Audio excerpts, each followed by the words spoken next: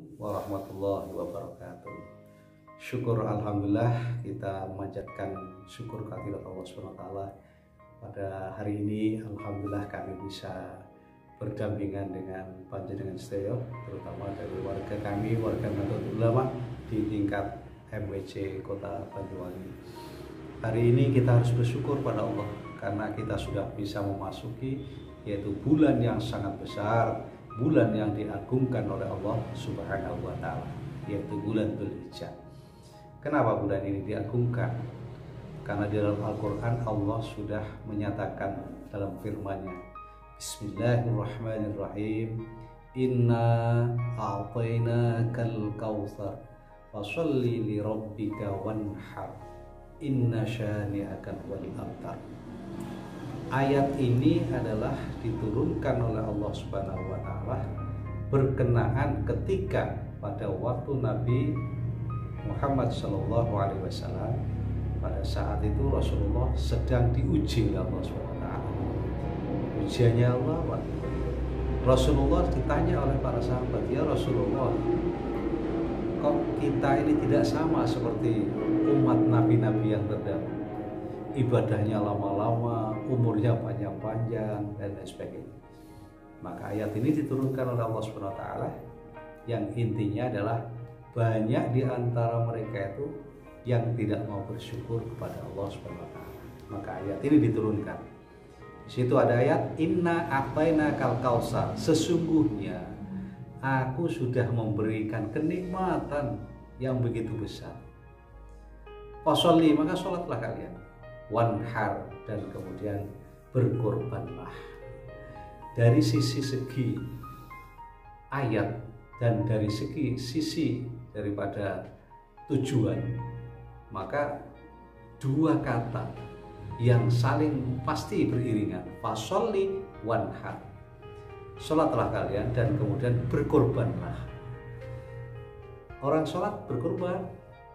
Ketika orang yang sedang jalan-jalan, begitu suara adzan Allahu Akbar, maka ada kewajiban dia korban meninggalkan waktu. Ayo kita sholat lebih dulu.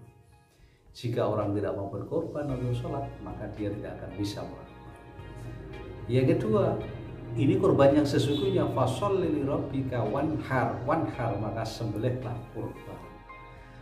Nah, dulu ceritanya begini, Nabi Ibrahim alaihissalam itu pernah ketika dia ini kekayaannya sangat luar biasa, akhirnya Nabi Ibrahim alaihissalam dia sering berzakat atau sering berkorban sebanyak ribuan daripada kambing atau domba dan ratusan unta.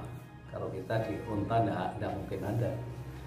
Nah, akhirnya apa? Sampai tercetuk dalam hatinya, seandainya saya punya apapun akan saya korbankan. Ternyata Nabi Ibrahim alaihissalam diuji oleh Allah. Ketika lahir seorang anak putra, maka akhirnya ditagih janjinya oleh Allah.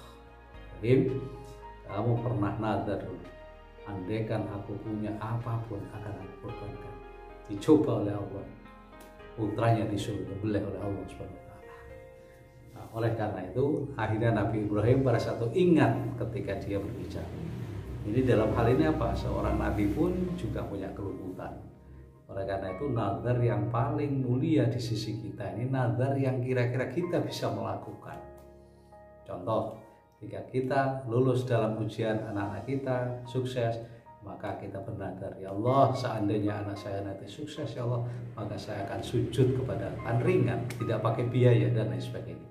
Jadi ini salah satu dari makna peristiwa ayat ini diturunkan oleh Allah Subhanahu wa Ta'ala. Yang pertama adalah kita harus senantiasa untuk melakukan ibadah sholat.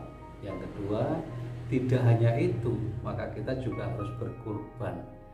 Berkorban apa saja, terutama sekali berkorban sebagaimana yang dicontohkan Nabi Ibrahim alaihissalam. Oleh karena itu, mari kesempatan kita, ada yang masih punya harta, punya peninggalan, atau masih punya sisa-sisa waktu untuk berzakat atau untuk melakukan kurban, satu orang satu kambing.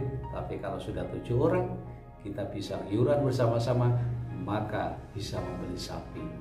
Bagi turunan atau iuran itu, kalau sapi sebanyak 7 orang dan kemudian bisa melaksanakan kurban. Mudah-mudahan yang masih panjang ini sekira 1 mingguan kembali, dan insya Allah kita akan ada rezeki, dan mari kita bersama-sama memberikan kurban untuk Allah Subhanahu wa Ta'ala. Demikian, Assalamualaikum warahmatullahi wabarakatuh.